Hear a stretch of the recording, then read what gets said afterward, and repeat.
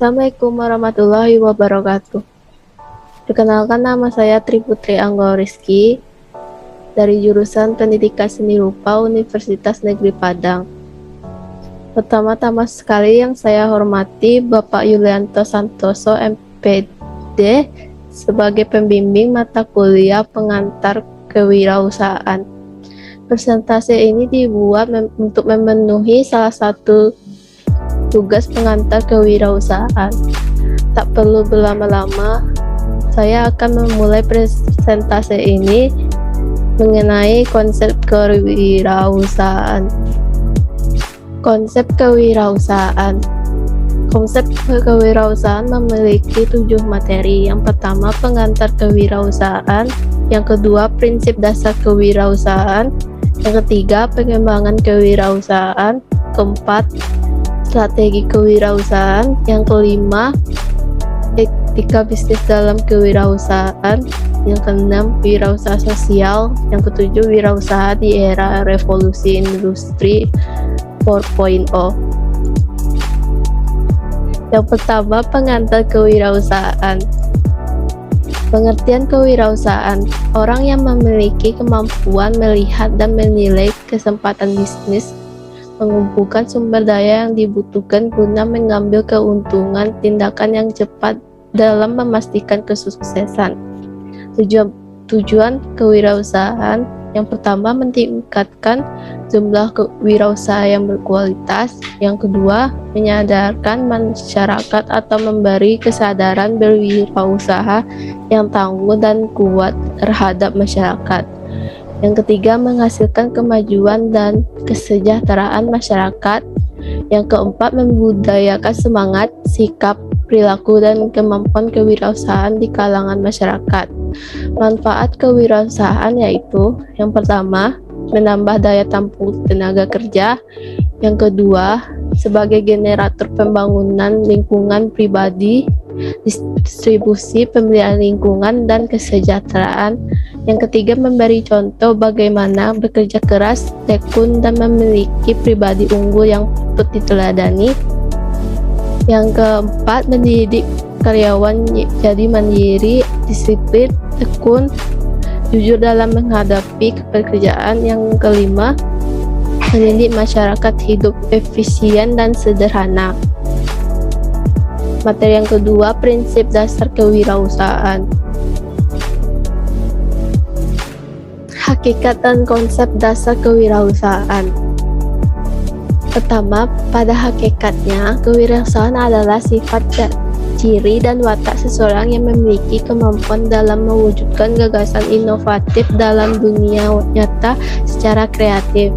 Yang kedua, seseorang wirausahaan tidak hanya dapat berencana berkata-kata, tetapi juga berbuat merealisasikan rencana-rencana dalam pikirannya ke dalam suatu tindakan yang berorientasi pada sukses. Ketiga, jiwa kewirausahaan adalah pada setiap orang-orang yang menyukai perubahan, pembaruan, kemajuan, dan tantangan apapun profesinya. Selanjutnya, 6 hakikat pentingnya kewirausahaan. Yang pertama, kewirausahaan adalah suatu nilai yang diwujudkan dalam perilaku yang dijadikan sumber daya, tenaga, penggerak, tujuan, siasat, kiat, proses, dan hasil bisnis, oleh Ahmad Sanusi tahun 1994. Yang kedua, kewirausahaan adalah satu nilai yang dibutuhkan untuk memulai sebuah usaha dan mengembangkan usaha, oleh Soeharto Prawiro tahun 1997. Yang ketiga, kewirausahaan adalah suatu proses dalam mengerjakan sesuatu yang baru atau kreatif dan berbeda atau inovasi yang bermanfaat dalam memberikan nilai lebih. Yang keempat, kewirausahaan adalah kemampuan untuk menciptakan sesuatu yang baru dan berbeda, oleh Drucker tahun 1999. Yang kelima, kewirausahaan adalah Yang keenam, kewirausahaan adalah suatu proses penerapan kreativitas dan keinovasian dalam memecahkan persoalan dan menemukan peluang untuk memperbaiki kehidupan usaha, oleh Zimmerer tahun 1996. Materi yang ketiga adalah pengembangan kewirausahaan. Ciri-ciri wirausaha yang berhasil: yang pertama, memiliki visi dan misi serta tujuan yang jelas. Yang kedua, inisiatif dan selalu proaktif. Yang ketiga, berorientasi pada presentasi. Keempat, berani mengambil resiko. Yang kelima, bekerja keras. Yang keenam, bertanggung jawab terhadap segala aktivitas yang dijalankan. Yang ketujuh, komitmen pada berbagai pihak. 8, mengembangkan dan memelihara hubungan baik dengan pihak lain. Jenis-jenis bidang usaha: yang pertama, sektor jasa. Yang kedua, sektor industri. Yang ketiga, sektor tambang. Keempat, sektor kelautan. Yang kelima, sektor perikanan. Yang keenam, sektor percetakan. Yang ketujuh, sektor seni. Yang kedelapan, sektor pariwisata, dan lain-lain. Penyebab gagal usaha: yang pertama, data dan informasi tidak lengkap. Yang kedua, salah perhitungan. 3, pelaksanaan pekerjaan salah. 4, kondisi lingkungan. 5, unsur sengaja. 6, bencana alam. Jenis-jenis modal usaha: yang pertama, modal investasi digunakan untuk jangka panjang dan dapat digunakan berulang-ulang, biasanya umurnya lebih dari 1 tahun. Yang kedua, modal kerja digunakan untuk jangka pendek dan beberapa kali dalam satu proses produksi. Materi keempat, strategi kewirausahaan.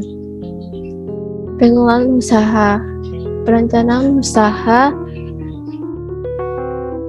suatu hal yang tertulis berisikan misi usaha, usulan usaha, operasional usaha, rincian strategi, dan peluang yang mungkin diraih pasar. Fungsi dari perencanaan sebagai pedoman untuk mencapai keberhasilan manajemen usaha, biasanya berupa ringkasan eksekutif yang berupa maksud usaha, usulan finansial, permintaan dana, dan cara menggunakan dana, dan cara pembayaran kembali pinjaman. Pengelolaan keuangan. Pengelolaan keuangan adalah bagaimana mengusahakan sumber dana, menggunakan dan mengendalikan dana-dana perusahaan. Ada 3 aspek dalam pengelolaan keuangan. Yang pertama, sumber-sumber dana atau keuangan perusahaan. Dana intern, yaitu dana dari perusahaan, dana cadangan dan laba ditahan. Dana ekstern, yaitu dana dari pemilik penyertaan, dana dari pinjaman atau debit. Yang kedua, perencanaan dan penggunaan dana. Biaya awal, yaitu rancangan keuangan yang terdiri dari pembukaan neraca harian, rancangan neraca pendapatan atau rugi atau laba, rancangan aliran kas atau cash flow. Yang kedua, analisa peluang pokok atau BEP yang terdiri dari biaya awal yang tidak terduga, biaya administrasi atau gaji karyawan dan peralatan kantor, biaya sewa bangunan. Yang ketiga adalah pengawasan dan pengendalian dana. Materi kelima, etika bisnis dalam wirausaha. Etika wirausaha. Suatu kegiatan usaha haruslah dilakukan dengan etika atau norma-norma yang berlaku di masyarakat bisnis. Etika atau norma-norma itu digunakan agar para pengusaha tidak melanggar atau yang telah ditetapkan, dan usahanya dijalankan dengan memperoleh simpati dari berbagai pihak. Etika dan norma setiap pengusaha yaitu: 1. Kejujuran. 2. Bertanggung jawab. 3. Menepati janji. 4. Disiplin. 5. Taat hukum. 6. Suka membantu. 7. Komitmen dan menghormati. 8. Mengejar prestasi. Materi ke-6, wirausaha sosial.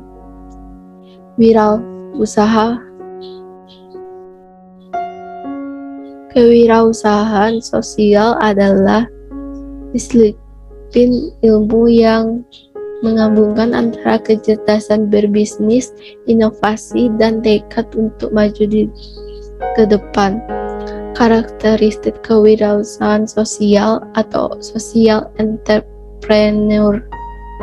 Pertama, Austin Stephenson dan Will Skiller berpendapat bahwa pengusaha sosial dan tradisional berbeda dengan pengusaha sendiri, metode, situasi, dan peluang.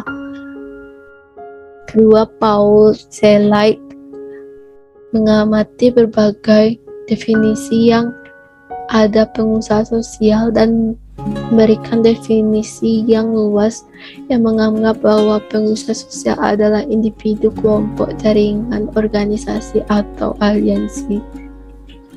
Jika Gillian et al. Berpendapat bahwa hanya keterampilan saja tidak membuat kewirausahaan dapat dikatakan sebagai seorang pengusaha sosial.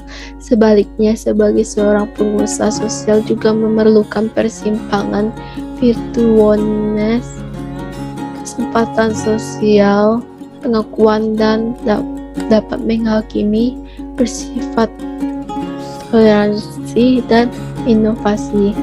Keempat, Robert Brenstad, kewirausahaan didefinisikan sebagai proses yang sifatnya dinamis namun dapat menciptakan kekayaan yang sifatnya penting. Elemen kewirausahaan. Elemen kewirausahaan yang terdiri dari economic activity, social value, civil society, innovation. Materi ke-7, wirausaha di era revolusi industri 4.0. Menurut Wikipedia, industri 4.0 merupakan nama dan otomatis dan pertukaran data terkini dalam teknologi pabrik. Hingga saat ini, pemerintah juga tengah gencar mensosialisasikan revolusi industri 4.0 di Indonesia. Meski keberadaan hambatan untuk mengimplementasikan industri 4.0 juga tidak dapat dihindari, seperti koneksi internet. Digital marketing menjadi sangat begitu penting karena menjadi masa depan kegiatan marketing. Dan nampaknya media digital akan segera menggantikan media-media dengan bentuk yang masih tradisional, seperti bisnis jual beli online yang semakin menjanjikan di era revolusi industri 4.0.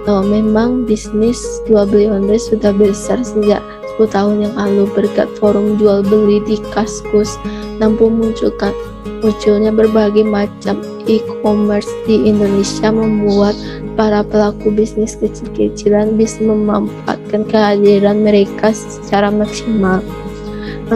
Mahasiswa di era revolusi industri 4.0 adalah kaum muda yang mempunyai kompetensi akademik yang baik, berjiwa entrepreneur, menguasai future skill atau soft dan hard skill sebagai modal kompetensi diri. Meskipun salah satu dampak era revolusi industri 4.0 adalah butuh mengeluarkan biaya yang tinggi, namun digitalisasi terhadap usaha yang dijalankan saat ini sangat penting.